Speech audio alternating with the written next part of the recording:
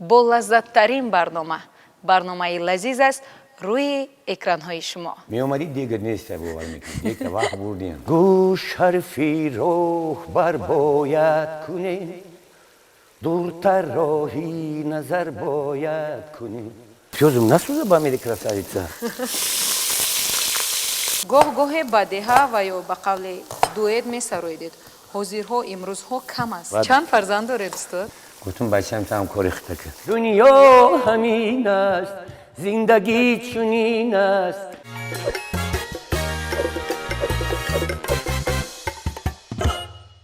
درود بیننده عزیز، با لذت‌ترین برنامه لذیذ است روی اکران‌های شما و مهمانی نوبتی برنامه ما هستند هنرپیشه شایسته تاجیکستان، هنرمند وطنسرا، مرد هنرمندی که توانسته با صدای ناتکرار و سرودهای دلنشینش در دل هزاران مخلصانش جا شود. هنرمند محبوب کشور ذکری آلا حکیموف امروز مهمانی برنامه ما هستند. خوش آمدید استاد. تشکر سلامت باشید. سلام و درودی به پایان به همه تماشابینان تلویزیونی سفینه. سلامت باشید. تشکر برای دعوتتون به این برنامه. با شما تشکر که دعوت ما رو پذیرفتید، رد نکردید. خب بگویید که امروز با چی دستاویز مهمانی برنامه ما گشتید؟ چی خوراک آماده میکنید؟ راستی که من اصلا میخواستم با شما بازار روم اون چیزی میخواهم از اونجا پیدا کنیم بعد بیام برنامه شما را با خوراکی دوست داشته را بکنیم ولی از اونی که میبینم در بالای میز شما انا مرغ هست انا کدوچه هست خیلی ما هم از همون محصولاتایی که شما نامبر کردید و ما خریداری کردیم معلوم شد که شما امروز یک خوراک پرهیزی برای بینندگان ما آماده میکنید. خیلی مادام که کدوچه باشد مرغ باشد فکر میکنم که من همین خوراک یک جای با همین میپزم بعد خیلی خدا خواهد یگان سالاد میکنیم یگان از سخناتون برمیآید که خوراک شما نام ندارد. نام ندارد میبینیم هر چی را پرفتن میگیریم داخل دیگ من اکثریت مردها وقتی که یخدانمون خالی‌تر میشید بعد برادرامون مرا میگفتن که اگه نوبت شما که الان خوراک کنید هر چیزی که در داخل یخدان بود داخل دیگ میکردم پخته کردم میآوردم برای دوستان. یعنی که امروز هم همین گونه میشود. همین گونه میشود فکر خب شروع میکنیم میبینیم میچشیم بها میدهیم. خیلی فکر میکنم اول گوشت اگر چون همیشگی گوشت البته اول گوشت تفتیم من به شما امروز کمک میکنم. چقدر مقدار روغن لازم میآید؟ اول بسیارتر میگیریم بعدا کمتر میکنیم وقتی که پیاز چی را دوختیم فکر میکنم خوب میشه. گوشت رو با کدوم طرز ریزه میکنیم؟ ریزه کنم من گوشت؟ بله. چقدر ریزه کنم میرم با فکر شما از من میپرسید؟ نه اگر من میخوام کدوچی در کلان خوب است یا که کدوچی با یا که مایده گوشت مایده چون که گوشت آب نمیشود کدوچه که آب میشود کدوچه رو کلانتر باید ریزه کرد. خوب شده است باید تماشا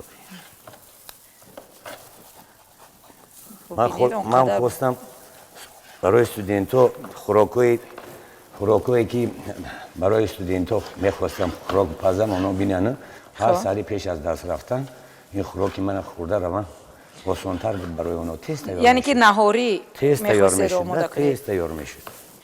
چون چند مرتبه از دوران دانشجویی سخن شدید خب در کجا کدام سال تحصیل کردید؟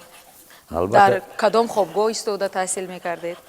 خوابگاه دانشگاه بنام میرزا تزاده دانشکده هنرهای زیبا خب شهر دوشنبه. کدام سال؟ سال 85 داخل شدیم 91 بود کردیم چون که ما خدمت رفتیم بود 2 سال در بین خدمت حربی باشه با عریضه خود رفته بودیم ما وقت افغانستان بود ما عریضه نوشتیم که همون جوره در روز زمان افغانستان یک مثل زمان شوروی که بود همچنین یک غایه وطن دوستی بود هر کسی که افغانستان میره در آن زمان پاتریوت حساب کرده میشد. 2 سال خدمت کردید؟ البته بعدا آمده باز تحصیل را ادامه دادید. خب دوران دانشجویی هایتان در خوابگاه چگونه میگذشت؟ چند نفر در یک حجره زندگی میکردید؟ راستی گپ خوابگاه ما در بین خوابگاه ها بهترین خوابگاه بود چون که بسیار خوابگاه ها در عمومی داشتن مثال انا خوابگاه ما به هر 3 آدم الک یک تا دوشیرو یک تا حاجت خانه مثال سرتیر بدن ده بسیار تازه بود به خوابگاه ما و بسیار انا ما خوراک یک جای میخوردیم درس یک جای تغییر میکردیم موسیقی یک جای ما می‌موختیم و تأثیری ما با یکدیگر خوب میرسید خوابگاه همین قدر خوبی دارد در همه دانشگاه یعنی که بجز درس آموختن در دانشگاه در خوابگاه نیز تمرین می‌کردید البته دوستی ما تیار شده باشه یک پیازک پرتومن کمتر تیار است الکه یک کمتر پیازی داغش گیرم داغش گیرم کمتر در خانه زود خوراک آماده میکنید یگان وقت برای نبیره ها ببینید برای سنجیدن گرمی روغن پیاز رو زیر باندن اگه ما زمانی پیش با روغنی پخته که میپختیم اون زهرش میگیرن حتما که اول پیاز داخل دیگ البته میانداختن روغنی پخته که بود اون زمانو خب بنابرای خوراک آماده میکردید چگونه بود 3 نفری که در یک حجره زندگی 3 نفره تاریخ اگر خوابگاه بگم بسیار تماشابینا هم بسیار جوانایی که ما را امروز میبینن خب بسیار اونانی که دانشگاهی ما را ختم کردن خصوصا دوره دانشجویی استودنتی را از سر گذراندن اونا ما را خوب میفهمن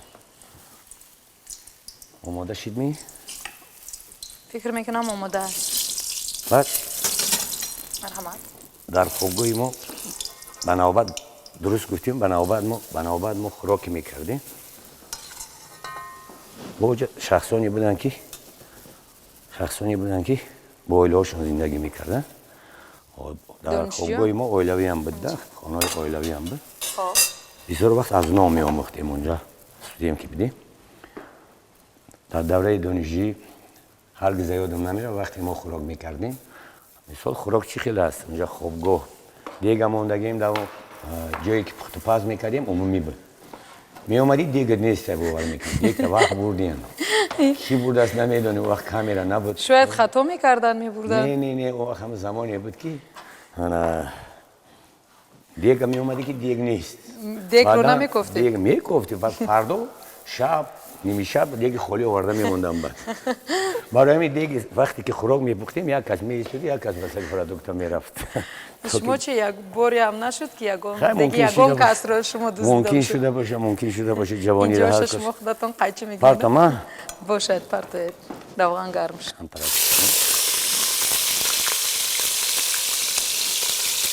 در استودنتی هر کار شدنش ممکنه یک جوانی بود واقعا هم دوره جوانی یکی از بهترین دوره ها در زندگی به ایستاد می‌دهد درست از همه دوره شیرین و زیبا فکر میکنم دوره دانشجویی است بعد ختم دانشگاه در یگان جا به کار فعالیت شروع کردید یا اینکه البته ما زمان که با کدام کارخانه با کار اولا زمانی که من شروع کردم الکی در رادیو تلویزیون برآمد میکردم خب همون زمان دوره ناتنجی که بود جنگ جهانی یعنی بگیم جنگ نمی بعد با دیار خودمان رفتیم در اونجا یک 2 سال 3 سال در دیارتون یعنی کجا؟ ساختمان سنگتوده نه ساختمان گیس سنگتوده نه بی سنگتوده در گیس سنگتوده همچنین یک کارگری عادی شده کار میکردیم اونجا کلوب هم داشته در همون کلوب فعالیت ایجادی را دوام دادیم بعد آمدم البته شما میدونید از خودی ما در ازبک بودن ما وقتا نه تأسیس شده بودن کودکان مرکز کودکانه خب مرکز کودکانه مرکزمون در پیشی امروزه نالاگی بگیم تماجنی بگیم گمرک در همونجا بودن در پدولی همونجا در تکانه همونجا اول سالهای پیش استودنتی از همونجا سر کردیم فعالیت ایجادی را تا شفت تیلا بود من بودم یک گروه داشتیم ازبک و رهبرمان بود اصلا در همونجا سر کردیم گروه هنری گروه کودکانه بچگانه از چند نفر عبارت زیاد بودن اونجا از هر جور میومد ایلوگی درس میخوندن درسای ایلوگی موسیقی بعدن در مکتبی دشوار تربیت در اونجا گروه آتش تشکیل کردم من در همونجا اولین گروهی که من تشکیل کردم گروه آتش بود. در اونجا با من جورابک بودیم، روزانه یکی از تنظیمگران خوب، فرهاد زیکیر بود، رحیم بودن اونجا، من رسوان بودم اونجا، والویده بودن، انوار جان، ما بسیار یک گروه کلام بودیم. در اونجا استودیو هم داشتیم. در اونجا اولین گروهی که من کردم این گروه آتش بود. گروه آتش. بعدا من یاردم کنیم. خب بعدا البته با باوری همین در خانه رادیو که شب و روز بودم، باور کنین همین بسیار برنامه‌ای هست که البته با مسئولیت مشورت برنامه سازها برنامه خاک وطن شد. بعدا امر تقدیر من با دستگیری اون وقت اصلا قیمتش زمان بودن رهبر ما با دستگیری حکومت و گروه آریا را تشکیل کردم. من شما میدونین در نزد کمیته رادیو تلویزیون روزه تشکیل کردیم گروه آریا. بعدا زمانی در گروه سپرم کار کردم. فعالیت دارد گروه آریا؟ البته تحت رهبری کی؟ رافی کرامتلو محمد رافی. الحال شما در دانشگاه شمالی در یگان انسامبل فعالیت دارید؟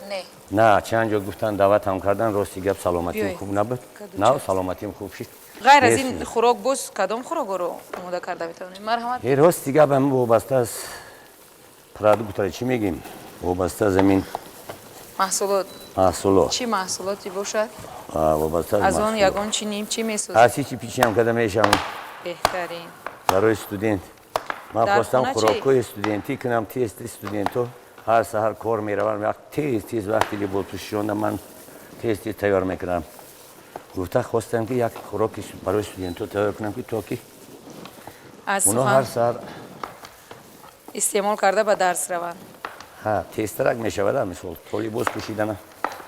از سخنهای شما برمیآید که بهترین لحظه های زندگیتون این دوران دانشجوییتون بود. نه دوران کودکی هم بود، دورانی باز کدام خاطراتی خوبه تا امروز در زندگی شما باقی مانده است؟ زندگی روزای خوبم داره، روزای بله بدم داره، روزای نیک هم داره، روزای نیک که بسیار باشه برای آدم خوبتر است. واقعا همه این محصولات ها بالای هم بدگ می روند؟ نه بنابرای فکر میکنم اول یک پخته گریتن در کار، گوشت رو میزبانیم یک سو میگذاریم، روغنش کمتر کردن در کار برای دیگر محصولات ها، برای سبزیجات ها باشه. باز کدام خوراک رو آماده کرده میتونه؟ غیر خوراک های نهاری از قبیل شیر برنج و املت و این خوراک باز کدام؟ راست دیگه من آش کردن نمیتونم. برای چی؟ نمیدونم من آش. فکر میکنم برای مردها، اکثریت مردها همین آش کرده میتونن. من نتونستم، آسان است. چند بار میکنم یا برنجش لنگ کوشش کردید و نشد؟ چند بار کردم خیلی اونم مشکل است. یا لنگ میشه باشیم یا که شبلا میشه. یا که پام میمونه. باشد. خب چنانچه در آغاز برنامه درباره آهنگسازی شما گفتم، درباره وطن سرایی شما گفتم، میگفتید که با کدام شاعران زیاد همکاری دارید؟ با چون خود آهنگ ایجاد میکنید، با از آهنگ‌های دیگر آهنگسازان استفاده میکنید؟ نه راست دیگه من همه آهنگسازا رو آموختم. خب همه آهنگسازا رو آموختم، بسیار کوشش میکنم که از شاعران خودم شعر بسازم. چون که شاعران ما از اون شاعران کم نیستن. برعکس رودکی کیست؟ این سردفتر ادبیات کلاسیکی فارس ترکی. اگر لایق بگیم، اگر گلرخسار را بگیم، اگر فرزانه را بگیم، اگر محمد غایب بگیم، اگر این شاعر ما را نامبر کنیم، باور کنین با همه همکاری کردم. با نظام قاسم هم همکاری کردم، با کمال نصرالله هم همکاری دارم، با تمام شاعران همکاری دارم. از محمد غایب زیاد سرود میخونید؟ از سرودای وطنی زیاد از اون هست. از گلرخسار هم زیاد میخونم، دوست دارم. لایق دوست دارم. شاعران معاصر هم دوست دارم. یعنی که با پیوسته با همه اونها همکاری دارم؟ البته. شاعران ازبک هم همکاری دارم. شاعران روس هم بعضیش همکاری دارم. روس زبان ها. میدونم که با یک چند زبان سرود میخونید. شاعری افغانم برادر دارم در کانادا است، در همینجا بود. چون با چند زبان سرود میخونید همون زبان ها رو بلد هستید؟ صحبت کرده میتونید؟ البته این زمانش است که دیگه دروغ خوانده نمیشه و همه چی در اینترنت هست. همه چی در اینترنت هست. خوشبختانه هر چیزی در کار است، دیگه خطا خوندن اجازه نیست. چند زبان خارجی رو میدونید استاد؟ راست دیگه زبان خارجی رو نمیشه کم کم دوست دارم خواندستم. روسی رو میدونم مثلا. هنوز هم از پای من زبان نمیشه رو دوست دارم. زبان نمیشه. آسان‌تر است. با من انگلیسی رو قدر کوشش کردم نتونستم چون که ما چون در دوران مکتبی شما زبان نمیسی می‌آموزوند. بله. او آسان‌تر است بعد پروفوتش حرفا را مثال چخیل. مثل کردیکی ما حرفاش همش یخیل. باز کدام زبان ها؟ تمام. با ازبکی و آذری آذربایجانی یا گفتی سرود خوندگی هستید؟ سخن میخوانم. گفتم که حوزه اینترنت است. یعنی که سرود میخواند ولی آزادانه صحبت کردن نمیتونید؟ البته نه. فهمیدن میتونم نه چون که 30% فارسی است، تاجیکی است، 30% عربی است، 30% دیگه مشکل میاد دیگه. یعنی که پیش از سرود رو خوندن البته که با زباندان ها در یک جایگاه همکاری میکنید؟ البته میپرسم که سن سالم با یک جوان نیستی و خطاگیری ها دادن در کار نیست فکر میکنم. هر یک سرودی که در وصف وطن از جانب شما اجرا می شود البته که حتما که شما اون سرود رو به طور رولیک و یا کلیپ ترانه نماهنگ بهر مخلصانتون پیشکش میکنید. کمی در این باره معلومات بدهید. متاسفانه من کلیپ کم دارم. وقت هم ندارم بعد. ولی در سرودهایی که در وصف وطن دارید یک سرود شما همیشه ورد زبان من است. شعر از استاد محمد غایب آهنگش شاید مالی خود شما باشد. گوش حرفی راهبر باید کنیم، دست ننگ خود سپر باید کنیم، در همه میدان ظفر باید کنیم، تاجیکستان را دیگر باید کنیم. خب یک چند مصرع همین سرود را میتونید بخوانید؟ در زمانی ایدی زبان بود در اپرا بالت با اشتراک پیشوای معظم اولین رو در همونجا صدا دادم. گوش حرفی راهبر باید کنیم، دورتر راهی نظر باید کنیم، در همه میدان ظفر باید کنیم، تاجیکستان را دیگر باید کنیم. بهترین صدایتان خسته نباشد. از خوردی مخلصی صدا و سرودهای شما هستم. مانده نشدین آلیان خسته نشد. بازم تکرارم شد شاعرای ما نمونه هستن برای دیگر شاعرها. بعضی وقت آدم‌ها میگن هرچی. البته ترانه نویسا کمن. امروزا نمیبینید صنعت تاجیک دختر و بچه‌های ما همش چسبیدن در همه ترانه‌های افغانی و ایرانی. یعنی که بازخوانی میکنن؟ بازخوانی هم نمیکنن. مثال میبینین که سرودا را میگیرن، ترانه نویس که زیاد است، ترانه را قبول کردنش آسان نیست.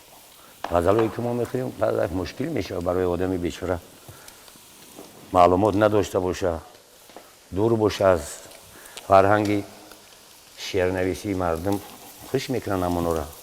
با کدام از هنرمندان همکاری داری؟ از داخلی در نظر دارم. از داخلی و از بیرون؟ از بیرون از داخلی فرق نداره. همین هنرمندی هست که با ما همکاری نکرده باشه در این تاجیکستان. کی باشه که یادش بگی؟ میدونم.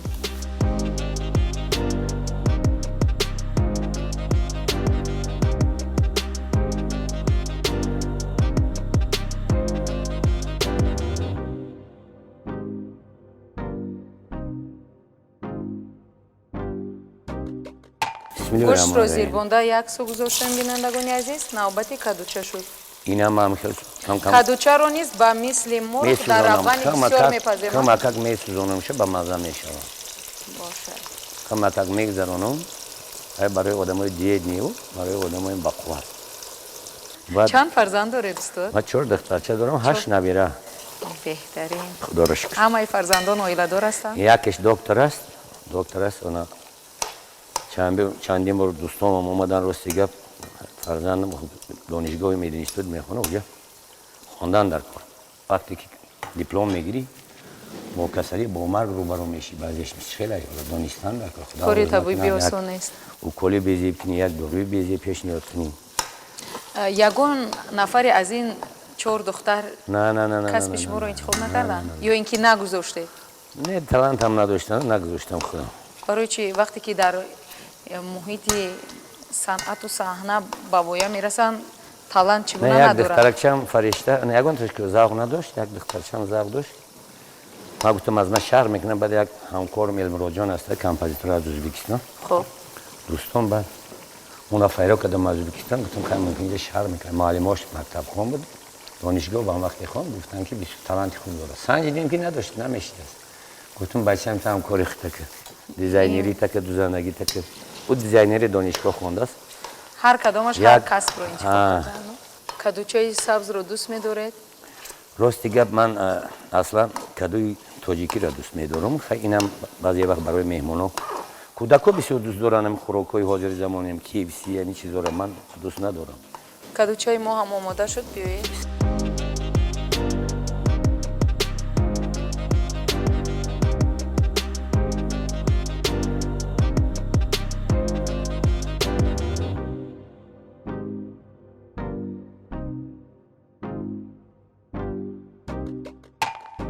چون به خارج از کشور زیاد گفتید به چندین دولت ها سفر کردید چند معجزه عالم رو دیدید معجزه عالم چند تا همین هندوستان را میدونین چقدر معجزه هاست اگر همین یگونه معجزه‌ای که در کتاب گینیس رکورد گینیس داخل شده است این هم تاج محل است دیدید البته تاج محل چند بار رفت بینندگان عزیز بعد از آنی که گوشت و کدوچه رو در روغن زیاد زیربانده یک سو و طبقه‌های دیگر گرفته یک سو گذاشتیم روغن دیگ رو کمتر کرده بر آن پیاز رو لو نمودیم برای چی پیاز رو در روغن کم میزیربونیم برای که پیاز روغن زیاد میسوزه اینجا با روغن کم ده آهسته آهسته که یک جای میکنیم یک رس میشوند خب این بعد هم پرید میشه و هم جارد چند نمودی اسباب موسیقی رو نواخته میکنیم کم کم میتونم خیلی میتونم گفتن نمیشه همه شقیقی کم کم بغیر این اسبابای نفسی برای ایجاد کردن در کور هستم برای ایجاد کردن مادر بس است در خونه چند اسباب موسیقی زیاد دارم و خونه در بسیار اسبابای ما دستی دیگه موزیکانت ها دست ما وقتی اسباب میخرم مثال اینا ساز آذربایجان آوردن ما میگیریم یگون کسی میتونم که ویران نشود مثال ساکسفون از میاد بیاور یگون تشم میگم بنوازم مثال یگون اسبابی که نوازی تورم بود است یک معلم دادم چون که بنوازن اونو وقتی که اسباب ننواختی ویران میشه اما نواختی همه که پخته میشه سن سال زیاد شد اسبابای خلقی ما بسیار قدرشون بلند میشه و بعد پخته میشوند چو میپزه گیتار و دوتور نواخته میتوانیم میدونم در بسیاری از برنامه های کنسرتی با دوتور و در بعضش با گیتار سرود گیتار کم که من اصلا کلاویش نکستم اصلا من اسباب دوست دارم من اکاردیون دوست دارم با اکاردیون هم دیدم اکاردیون دوست دارم همون راهی که پایانش نمیبینم همین ده هست این گیتار ده بود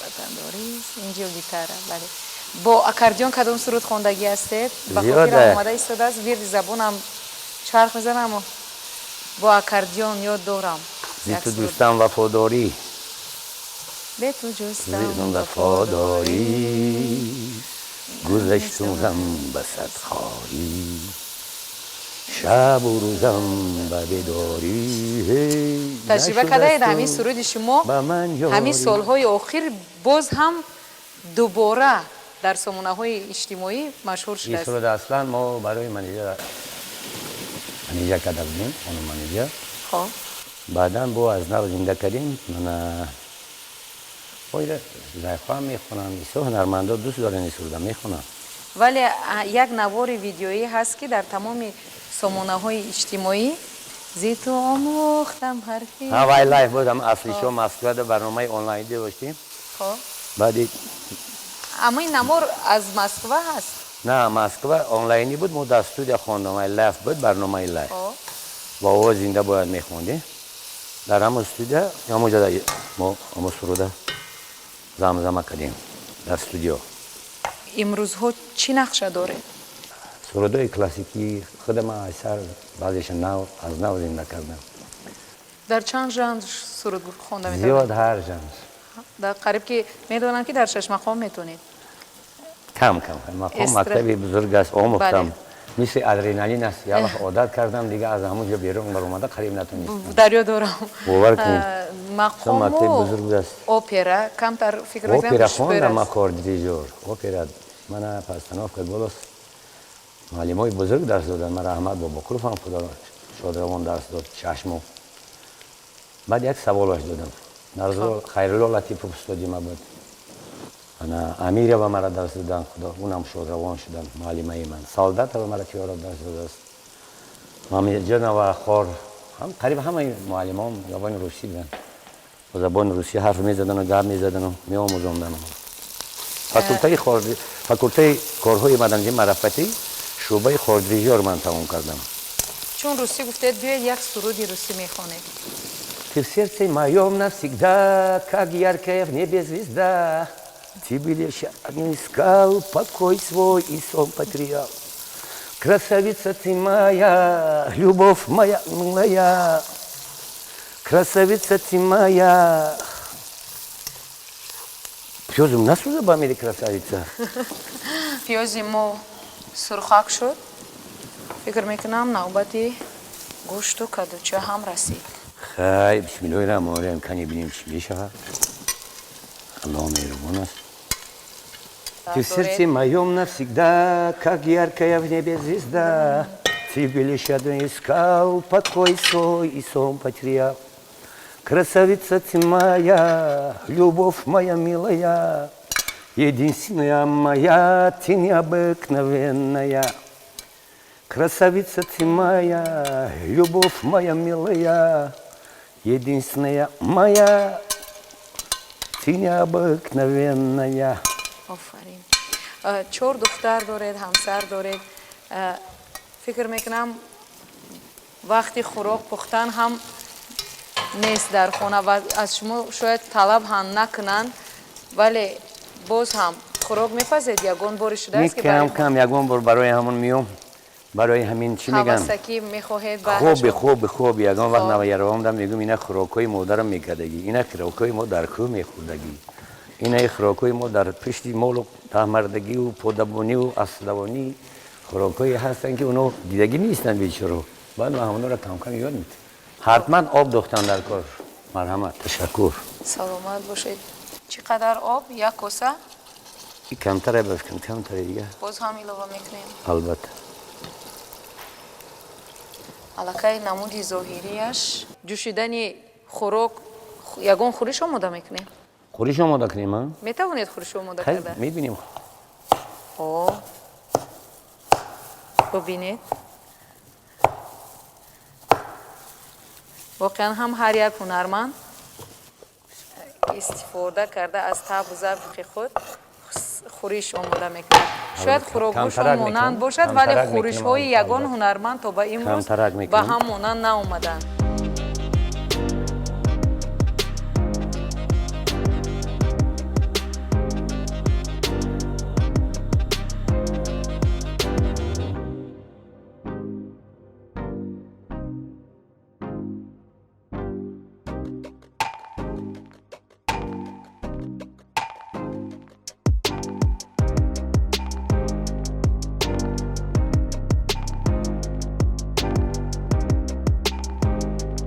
خب نوبتی چی رسید؟ های فکر میکنم که نوبتی همین قیماق.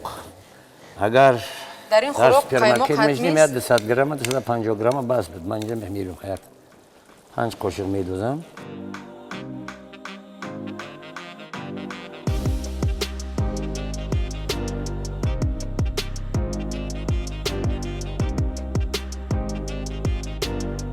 در سرودهای رقصی، سرودهای پاپوری زیاد دارید میدونم. در اونجا روبایی های خلقی از قبیل خور خوب است دولانه کاکلاشا میجبونه یا اینکه زلفت 44 تمامی زلف بمانند با امثال همین گونه روبایی ها رو از کجا پیدا همین دانا بهتر بدهید. اصلا همین پاپوری را در ساحه اسرائیلی پاپوری میگن. اصلا این پاپوری سوئیت. شما مشهور کردید همین چیزا. من البته من مشهور کردم. پاپوری اولین گفتگی دمو بهتری میریسه زلفا 44 بود. بله. پاپوری دویمی که کردیم و در خارخوبه دلونه بود. در 75 سالگی در آن دنگرم و نوحه خودمون همین صورت اجرا کرده بودم اولین بار. در 75 سالگی به یادم هست، اگر دروغ نکنم 75 سالگی نوحه دنگرم بود اولین بار در اونجا زمزمه کردم. بعدا انا پاپوری سیه میشه با درستاری سفیده در 20 سالگی انا در روزی تلویزیونی سفینه که اولین بار ما قدمای نخستین تشکیل شوی تلویزیونی سفینه بود. اما وقت پاپوری سیه تولد شده بود. بعدا ما داشتی دیگه حالی پاپوری هم دیگه 8 قسم هم میکنن. البته خب کاری نو من کوشش میکردم پاپوری ما 5 دقیقه زیاد نشود که دلبزن نباشه. عادتا همین سرودهایی که پاپوری است یعنی که گردش موسیقی دارد از 3 تا 8 دقیقه است میدونم. ولی این وقتا 8 دقیقه هم زیاد است. این وقتا کمتر شدگی است. مثلا دوره ما زمانی ما میخوندیم در رادیو و تلویزیون 5 دقیقه 6 دقیقه را اجازه بود. خاطر استاندارد ماکسیمم 3.5 است. در دیگه جا 2.5 است حتی. همین قانون سرود موسیقی باشد سرودها همشون قریب که چی سرودهای توجیکی صرف توجیکونه خمون چی سرودهای خارجی همش در حجمی از 3 و 15 تا قریب 4 دقیقه است. استاندارد جهانی است. هم برای ایفیر خوب است، هم دلبزن نمیشه و هم بعد او در خارجه برای هم 5 دقیقه چقدر میدونی چقدر رقص پروست تگ نمیشه و واقعا من تجربه کردم سرودی است که 2 دقیقه و 45 ثانیه است در نظر کم نماید. آنم خوب است که لبتش نماند تماشا بله ولی سرودی که در حجم 3 دقیقه 3 تا 50 دقیقه است 3 دقیقه و 50 ثانیه الکی این برای ما فکر میکنم به قول روزها نرم است. یا دوره باری اول در صحنه کلون میانی مردم با کدام سرود برآمد کرده اید؟ فکر میکنم این در آینه نیلگون؟ شاید در آینه نیلگون. های صحنه کلون از رادیو تلویزیون صحنه کلون میشه دیگه. از این دیده دیگر چیزی نیست. سرودی آن وقتا سرودی چوشن بود و سرودی در توی عروسی تو مهمان بودم که با امیر بیگ موسوی اون زمان هر کس کار نمیکردن اسکریپت هم مقصد ارکستر نمینوشتن. سرودی در توی عروسی تو مهمان بودم شعر سفرنامه ایوبی بود. یاد دارید این سرود رو؟ البته. در توی عروسی تو مهمان بودم در اوج خیال ابری باران بودم در توی عروسی تو مهمان بودم در اوج خیال اشکی سوزان بودم. میدونم که شما بازخوانی کم کردگید ولی باز هم کدام سرودها رو بازخوانی کردگید از هنرمندانی که سرودهاشون پسندی دل شما بود؟ برای در روز سرودهاشون میخونم سوربون هم میخونم بسیار رپرتواری همین کلاسیک افغان دوست دارم. مکتبی احمد ظاهر هم آموختم مکتبی کلاسیک افغان هم آموختم. برادران فرهای درار مکتبش گذاشتم که اون مکتبای بزرگن از اونا بسیار چی آموختم. مکتب ایرانی ها را خواندم. بعداً از ایرانی هم زیاد من گوگوش دوست می داشتم از وقتش. محمد اسلامی هست برادرم. آرزو میکنم که شام دوستی باشه یکی از ازبکستان باشه یکی از افغانستان باشه یکی از ایران. آرزوی من همین است. خب همین کنسرت با برپا کنیم با هم البته با تلویزیون سفینه. ما که همکاریم. واقعا هم تلویزیون سفینه که تلویزیون فرهنگی است از فرصت مناسب استفاده برید مرحمت دعوت بسازید.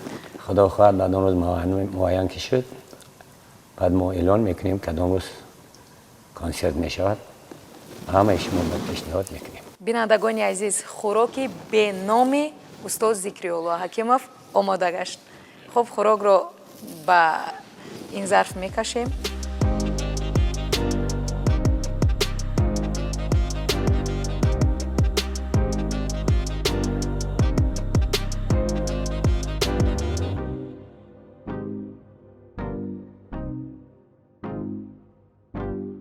بیاید میچشیم یک جایی استاد. خیلی بیا که بسم الله. من اول سالاد میخورم دویم بسیار وقت اول من سالاد میخورم بخورم. بهترین البته که بسیار وقت مردم ما اول اوقات میخوره بعد سالاد میخوره. عادتا باز نفرانی است که از چای شروع میکنن و از آب. خب من از خوراک، چون این خوراک رو طول چند دقیقه برنامه من انتظار بودم، از خوراک شروع میکنم. سالاد رو در خانه خود نیز میخورم. سالاد به مزه شده. استاد گفتی استاد بلورش. بینندگان عزیز، حتما از همین خورش، از همین خوراک در خانه های خود بهر پیوندانتان آماده کنید، پشیمان نخواهید شد. هرچند خوراکی استاد ذکری‌الله حکیموف نام ندارند ولی مزه و لذتش ناتکرار است. خب چون انانه در انجام برنامه از نام سرپرست برنامه شرکت بیتا چای تمام نمودهای چای با شما هدیه کرده می شود. مرحمت گیرید، همکاری شما هم جاویدان باشد. همکاری شما هم جاویدان باشد. تشکر البته. در انجام برنامه تمنیات شما با اون نفرانی که هنوز قدم‌های نخستین خود رو در جودای صنعت میمونند. هر کسی در جودای صنعت قدم‌های اول میگذاره و همه اونا پیش از همه قدم‌های استوار مونن. قدم‌های استوار مونن و شعر سرودایی که میکنن عصرها زندگی کنن. و تمنیات من باز این که کوشش کنن که سخن‌های بلند استفاده برن، چون که سخن این شعر سخن این یک چیزی هست که تولدش در دیار ما از شاعران ما پیدا شده است. تولدش شعر مردمی فارس تاجیک تولد کرد و ما باید مردمی فارس زبان خصوصا به سخن اهمیت زیادیم. دلهای پوره پوره اصلا وفا نداره، آسمانی پر ستاره بر ما نظاره داره. دلهای پوره پوره اصلا وفا نداره، آسمانی پر ستاره بر ما نظاره داره. دنیا همین است، زندگی چنین است. دنیا همین است، زندگی چنین است. گاه تلخی تلخ است، گاه شیرین است. گاه تلخی تلخ است، گاه شیرین است. غم‌های دنیا گاه دوری دور است، گاه در مقابل گاه در کمین است. گاه در مقابل گاه در کمین است. دلهای پوره پوره اصلا وفا نداره، آسمانی پر ستاره بر ما نظاره داره.